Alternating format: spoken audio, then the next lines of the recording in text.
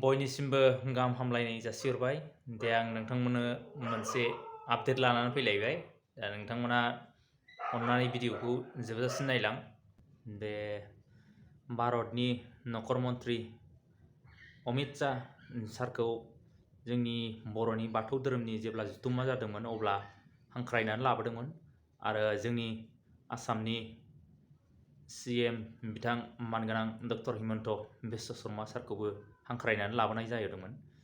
दा बिथांमोना हांख्रायनाय लेखा जे जोंनि बाथौ धोरोमनि बर'नि जि धोरोम बे जथुम्मायाव बिथांमोना बाहागो लानानै जोंनि बाथौ धोरोमनि नेमखान्थि बेखौ बिथांमोना फालिदों बा मान होदों।